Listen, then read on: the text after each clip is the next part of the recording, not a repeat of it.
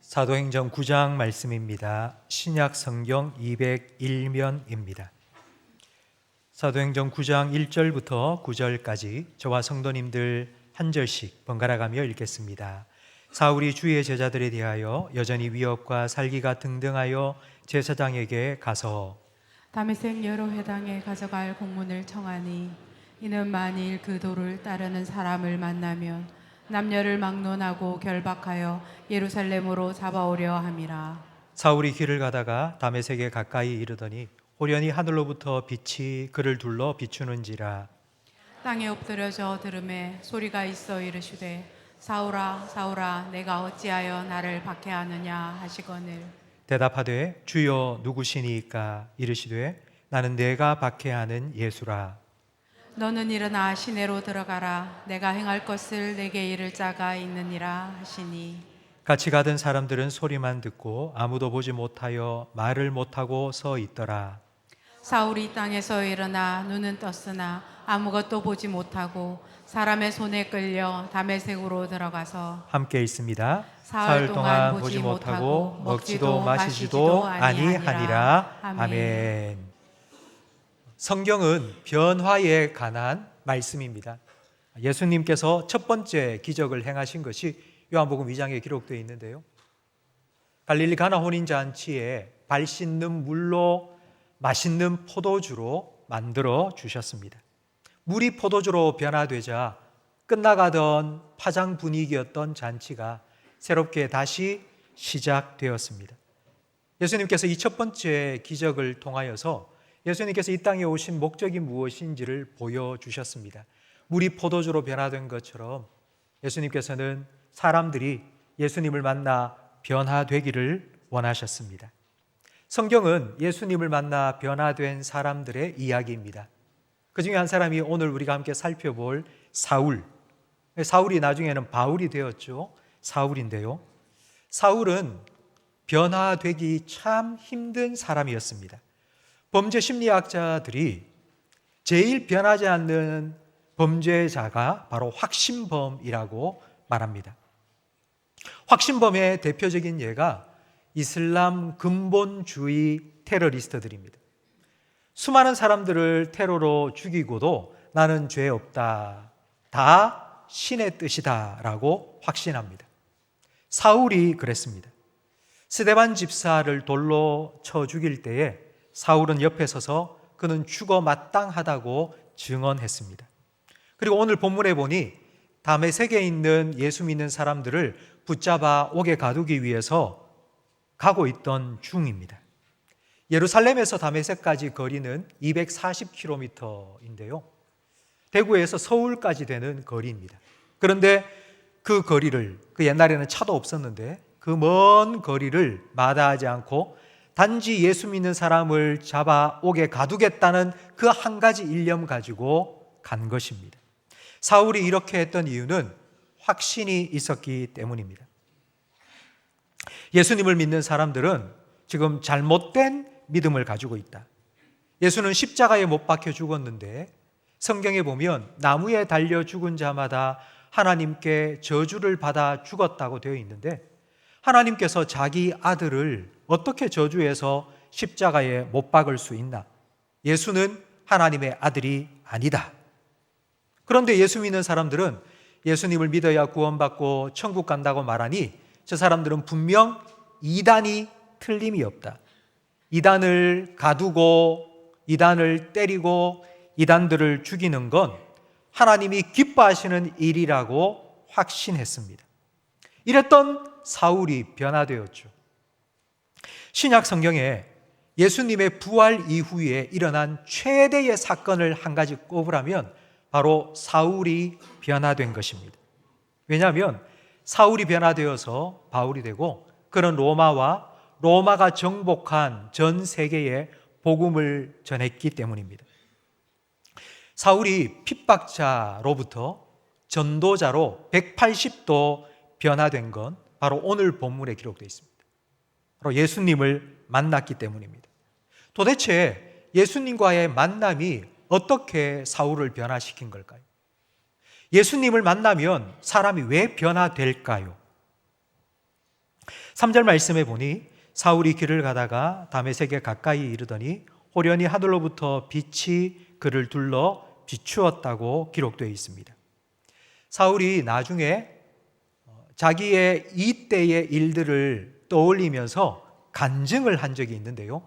사도행전 26장 13절 말씀을 함께 읽겠습니다. 왕이여 정오가 되어 길에서 보니 하늘로부터 해보다 더 밝은 빛이 나와 내 동행들을 둘러 비추는지라. 해보다도 더 밝은 빛이 쫙 비쳤다고 말합니다. 사울은 유대인 중에 유대인이었습니다.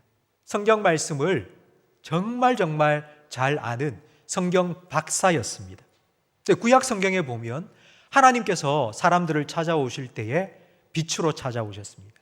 해보다도 더 밝은 빛으로 사람들을 만나 주셨습니다. 그래서 사울은 그 빛으로 찾아오신 그 분이 하나님이라는 걸 직감적으로 알았습니다. 그래서 4절 말씀에 보니 땅에 엎드려졌습니다. 이 땅에 엎드려졌다는 말은 뭔가 강력한 힘에 의해 억지로 엎드려졌다는 뜻이 아니라 자기 스스로 엎드렸다는 뜻입니다. 하나님인 줄 알았기 때문입니다. 그런데 그 빛과 함께 음성이 들렸습니다. 사울아, 사울아, 네가 어찌하여 나를 박해하느냐. 이 말을 들은 사울은 깜짝 놀랐을 것입니다. 아니, 내가 어떻게 하나님을 박해할 수 있단 말입니까? 하나님, 나는 이때까지 하나님께 충성했습니다.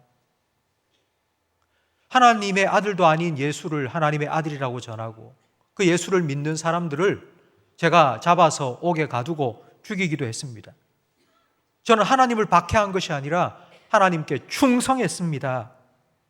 그런데 왜 하나님 나를 박해하느냐고 말씀하십니까? 정말 당황했을 것입니다. 그리고 5절에 이렇게 말합니다.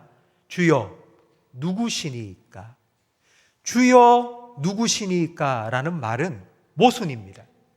분명히 주여라고 했습니다. 그러니까 하나님이라고 부른 것입니다. 하나님이라고 불렀는데 그 다음 누구십니까? 라고 질문합니다.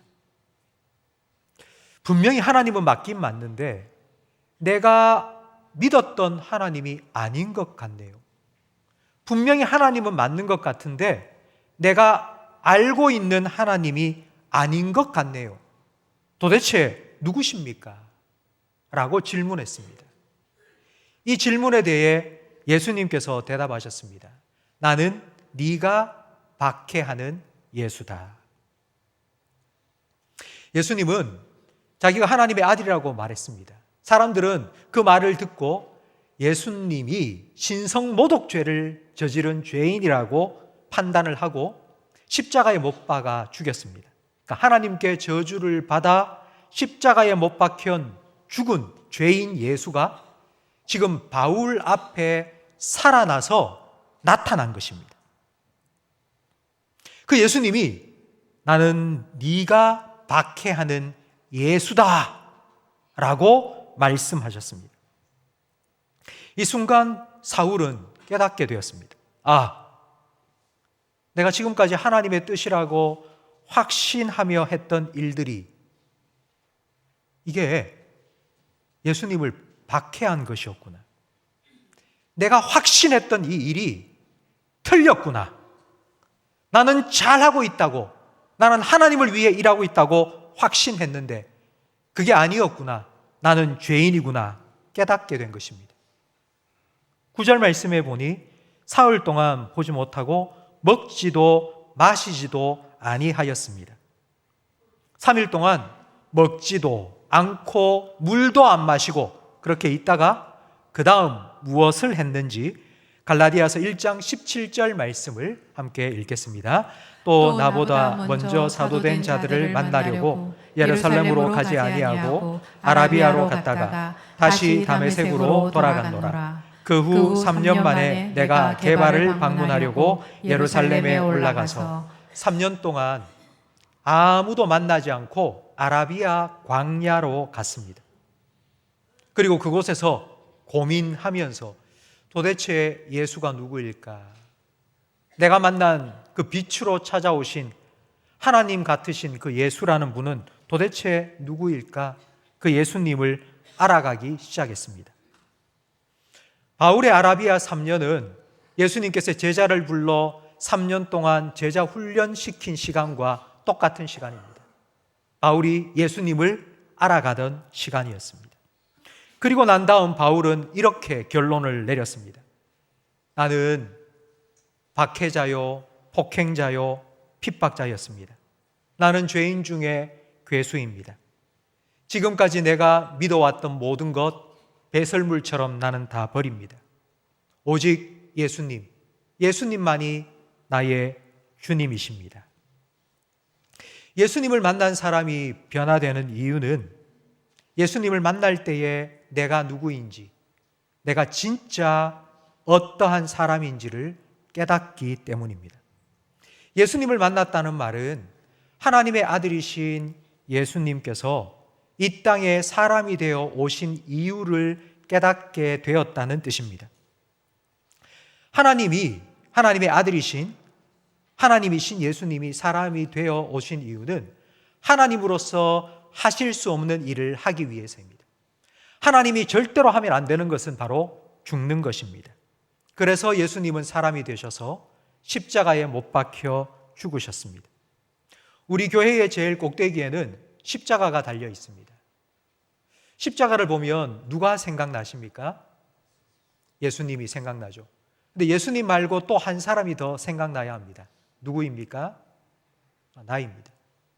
그 십자가에는 예수님이 못 박혀 돌아가실 곳이 아니라 내가 그 십자가에 못 박혀 죽어야 했습니다. 그런데 예수님께서 내 대신 그 십자가에 못 박혀 죽으셨습니다. 그 십자가가 아니면 나는 용서받을 수 없었습니다. 나는 오직 예수 그리스도의 십자가로 구원받았습니다. 나의 나된 것은 오직 예수님의 은혜입니다. 이것이 예수님을 만난 사람의 고백입니다. 그리고 난 후 이제 내가 사는 것은 나를 위하여 자기의 생명을 온전히 내어주신, 그래서 나를 구원해 주신 예수님을 위해 사는 것입니다. 예수님은 나의 주님이십니다. 나는 살아도 주를 위하여 살고 죽어도 주를 위하여 죽겠습니다. 이게 예수님을 만난 사람에게 일어나는 변화입니다. 이렇게 예수님을 만난 사울은 자기 이름을 스스로 바꾸었습니다. 사울 대신 바울이라고 바꾸었습니다. 여러분, 사울과 바울 이름이 좀 비슷한 것 같지 않습니까? 사울은 히브리식 이름이고 바울은 로마식 이름인데 둘 사이에 어떠한 연관성도 없습니다. 뜻이 같은 뜻이 결코 아닙니다. 그런데 왜 사울이 자기 이름을 바울로 바꾸었을까요? 발음이 비슷하기 때문입니다. 사울, 바울 비슷하기 때문입니다. 양화진에 가면 선교사님들의 묘지들이 많이 있습니다. 130년 전 이 땅에 오셔서 복음을 전하다가 이 땅에서 죽은 선교사님들의 묘지가 있는데요. 그 묘비에 쓰여진 선교사님의 이름을 보면 이런 이름이 있습니다. 원두우. 도대체 왜 원두우라는 이름으로 불렸을까요? 그러면 이 원두우라는 선교사님의 원래 영어 이름은 무엇일까요? 언더우드입니다. 그리고 또 선교사님의 묘비에 이런 이름이 적혀 있습니다. 모삼열. 이분의 원래 이름은 무엇일까요? 사무엘 무어입니다. 무어 사무엘, 그래서 모삼열이라고 부른 것입니다. 조선 사람들이 선교사님의 이름을 부를 때에 영어식으로 부르는 것이 힘드니까 쉽게 부르고 친숙하게 다가올 수 있도록 자기 이름을 한국식으로 바꾼 것입니다. 사울이 이름을 바꾼 것도, 사울이 자기 이름을 사울로부터 바울로 바꾼 것도 똑같은 이유입니다. 자기가 로마 사람들에게 로마를 다니며 복음을 전하기 위해서 스스로 자기 이름을 바꾼 것입니다. 예수님, 저는 이제 사울로 살지 않고 바울로 살겠습니다. 이방인을 위한 복음을 전하는 전도자로서의 사명을 감당하며 살겠습니다. 이제 앞으로 내 삶을 예수님을 위해, 복음을 위해 저는 드리겠습니다. 그러면서 자기 이름을 바울로 바꾸고 산 것입니다. 그리고 다시는 이전 상태로 돌아가지 않기 위해서 예수님을 바라보며 예수님이 부르신 그 부름의 상을 향하여 계속하여 달려갔습니다. 빌립보서 3장 13절 말씀을 함께 읽겠습니다. 나는 아직 내가 잡은 줄로 여기지 아니하고 오직 한 일, 즉 뒤에 있는 것은 잊어버리고 앞에 있는 것을 잡으려고 표대를 향하여 그리스도 예수 안에서 하나님이 위에서 부르신 부름의 상을 위하여 달려가노라. 아멘. 바울의 변화는 손바닥을 뒤집듯이 한순간에 변화된 것이 결코 아닙니다. 예수님을 만나고 3일 동안 식음을 전폐하고 회개했습니다. 그리고 3년 동안 광야에 나아가서 아무도 만나지 않고 도대체 예수님은 누구인가 고민하면서 알아갔습니다. 그리고 그렇게 예수님을 알고 난 후에 일평생 예수님을 가까이 하기 위해서 믿음의 선한 싸움을 중단하지 아니하고 싸워가면서 계속하여 변화되었습니다. 성도 여러분, 여러분에게는 이런 변화가 있습니까? 여러분에게는 어떤 변화가 있습니까? 작은 것이라도 괜찮습니다. 내가 예수님을 믿고 난 후에 내 삶에 어떤 변화가 일어났는지를 한번 생각해 보십시오. 정말 작은 것도 괜찮습니다. 제게는 두 아이가 있는데요. 우리 아이들이 초등학교 때 아파트로 이사를 왔습니다. 그전에는 주택에서 살았습니다. 주택에서 살 때는 막 뛰어다녔습니다. 그런데 아파트로 이사 오고 난 후에는 우리 집 바닥이 밑에 집 천정이니까 층간 소음이 생긴다고 집에만 오면 제가 아이들을 향해서 하는 말이 뛰지 마, 안 돼, 뛰지 마. 계속 이런 말을 한 것입니다. 어린이 주일 설교를 준비하면서 책을 읽었는데 그 읽은 책에 이런 내용이 있었습니다. 부모가 자녀에게 부정적인 말을 계속하면 자녀의 마음속에는 부모가 부정적인 이미지로 각인이 된다. 그러니 부정적인 말 하지 말고 긍정적인 표현을 해라. 이런 말이 있었습니다. 제가 그 설교 준비를 하면서 그래, 내가 부정적인 말을 하지 말자. 뛰지 마! 안 돼! 이런 표현 대신에 걸어야지 라고 표현을 바꾸기로 결심을 했습니다. 그런데 잘 되었을까요? 안 되더라고요. 입에 붙어 있어서 하지 마, 안 돼, 하지 마, 뛰지 마 이 말이 입에 붙어 있어서 안 되는 거예요. 아무리 생각하고 걸어야지 라고 하려고 해도 뛰지 마, 안 돼 라는 말이 먼저 튀어나오는데 그래도 계속하여서 생각을 하고 적어놓고 붙여놓고 또 보고 또 보면서 계속해서 노력하고 훈련을 했습니다. 그래서 제 말이 바뀌었습니다. 걸어야지, 그래. 그랬더니 집안 분위기가 바뀌었습니다. 말 한마디를 바꾸었을 뿐인데 집안 분위기가 완전히 달라졌습니다. 저는 허리가 안 좋습니다. 군 생활하면서 사부로 잘못 맞아서 허리가 많이 약합니다. 그래서 1년에 한 두세 번씩 늘 허리가 아파서 병원에 가서 약도 먹고 치료도 받기도 했는데요. 지금은 괜찮습니다. 왜냐하니 오래전에 병원에 갔는데 의사 선생님이 치료를 다 한 후에 처방전을 주시면서 이렇게 말씀을 하셨습니다. 운동을 좀 하세요. 운동하고 있는데요 말고 아침에 일어나면 제일 먼저 스트레칭을 하세요. 한 10분, 15분 정도 스트레칭을 하세요. 제가 그 말을 듣고 그래, 해봐야 되겠다 결심을 했습니다. 그런데 저는 새벽 기도를 더 나가기 때문에 새벽에 일어나면은 옷 입고 세수하고 교회에 오기 바빴습니다. 그런데 스트레칭을 하기 위해서 15분 일찍 일어난다? 그 15분이 너무 아까운 거예요.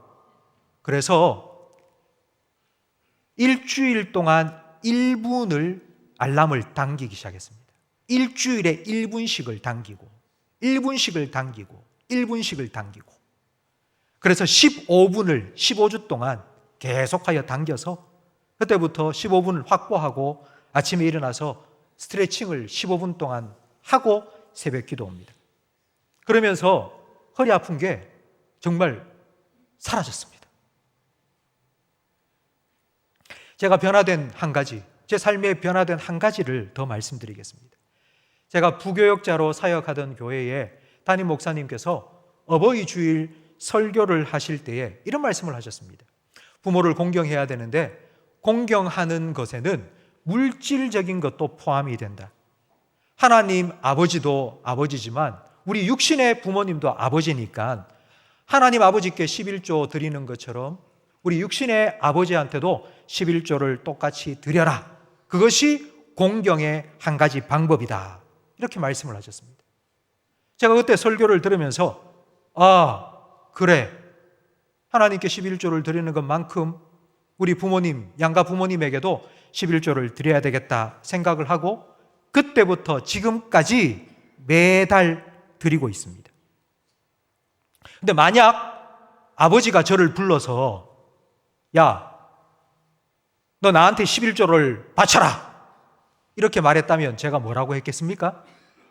아버지가 하나님입니까? 무슨 그런 소리 합니까? 라고 했을 겁니다. 그런데 제가 설교 말씀을 들으면서 제 스스로 깨달았습니다. 그렇게 해야 되겠구나. 그렇게 하는 것이 좋겠구나. 제가 깨닫고 하니까 그게 부담이 아니라 오히려 기쁘고 좋습니다. 성도 여러분, 예수님은 변화를 강요하지 않습니다. 예수님은 문 밖에 서서 두드리십니다. 예수님은 우리 문을, 우리 인생의, 우리 마음의 문을 부수고 우리에게 침입해 들어오지 않으십니다. 예수님은 문 밖에 서서 두드리십니다. 그리고 우리가 문을 열면 우리에게 들어오셔서 말씀해 주십니다. 내가 기뻐하는 너의 모습은 이런 것이다. 깨닫게 해 주십니다. 성도 여러분, 깨닫는 것이 은혜입니다. 내 모습이 어떤지를 깨닫게 되면 지금 내 모습에 만족할 수 없는 거룩한 불만족이 생깁니다. 혹시 여러분 중에 지금 내 모습이 정말 만족스럽다 하시는 분이 있으십니까? 그럼 정말 여러분 대단하게 정말 잘 살아오신 겁니다. 그런데 내 모습이 좀 부족한 것 같다. 내 모습이 너무 모자란 것 같다. 이런 걸 깨닫게 되면 그때부터 우리 마음속에는 변화를 향한 갈망이 생깁니다. 조금이라도 내가 변화되었으면 좋겠다. 내가 요 한 가지만이라도 내가 좀 바뀌었으면 좋겠다. 그런 마음이 생깁니다. 그래서 그 한 가지 변화를 위해서 무언가를 시도하게 됩니다. 제가 말 한마디 좀 바꿔야지. 부정적인 표현 쓰지 말고 긍정적으로 걸어야지 라는 말로 바꾸어야지 라고 결심을 하고 그렇게 훈련을 하고 노력을 했던 것처럼 계속하여 변화를 시도해 나갑니다. 그러면 예수님께서는 그런 우리의 마음을 받으시고 도와주십니다. 우리가 작은 변화를 시도하지만 그 작은 변화를 통하여서 큰 변화가 일어나게 만들어 주십니다. 그러면 우리는 깜짝 놀라게 되죠. 진짜 별거 아닌 것 같은데. 그냥 내 말 한마디를 바꾼 것 뿐인데. 차 운전하기 전에 잠깐 10초, 20초 내가 기도했을 뿐인데. 그런데 내 삶에 이런 변화가 일어난다니, 너무너무 좋다. 그래서 또 시도하게 되고, 또 변화를 경험하게 되고, 또 기뻐하게 되고, 또 기대하게 되고, 또 변화되게 되고. 성도 여러분, 이것이 바로 예수님께서 우리를 변화시켜 가시는 방법입니다. 변화를 위해서 시도하십시오. 아, 목사님, 안 돼요. 나는 아무리 해도 안 될 것 같아요. 여러분, 이렇게 쉽게 포기하지 마세요. 해보세요. 작심 3일이라도 괜찮습니다. 3일마다 다시 결심하시고 다시 시작하십시오. 내가 말을 좀 바꾸겠다. 내가 하는 행동, 내가 정말 이것 때문에 내가 못마땅한 것 같은데 내가 이거 한번 바꾸어 보겠다. 여러분, 정말 1년에 한 가지만 바꾸겠다고 생각하시고 시작하십시오. 1년에 단 한 가지가 바뀐다면 10년 후에는 10가지가 바뀌고요. 20년 후에는 20가지가 바뀝니다. 여러분, 20년, 30년 후에 20가지가 바뀌고 30가지가 바뀐 내 모습을 상상해 보십시오.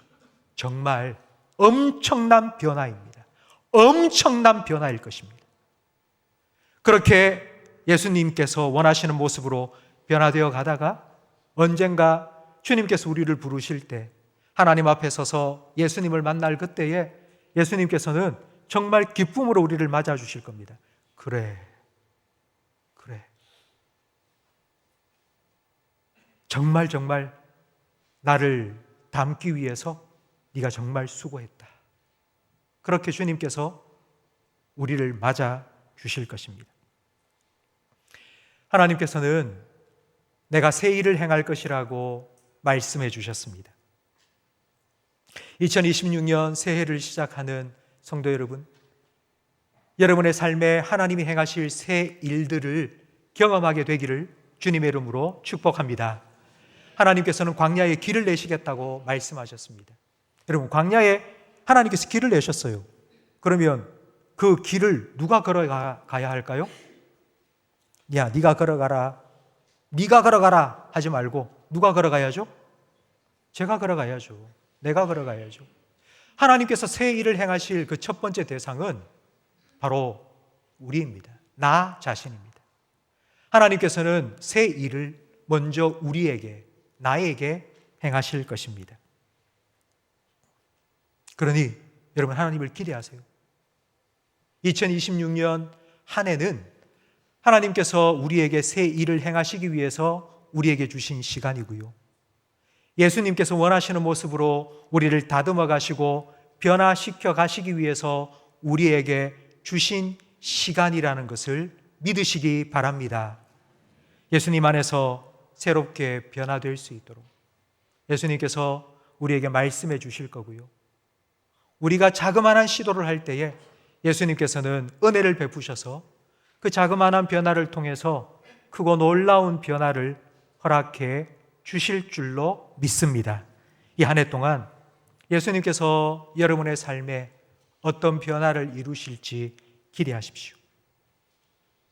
예수 그리스도 안에서 주님께서 주시는 은혜로 새로운 변화, 거룩한 변화가 날마다 여러분의 삶 속에 나타나는 기쁨을 누리며 살아가시기를 예수님의 이름으로 축복합니다.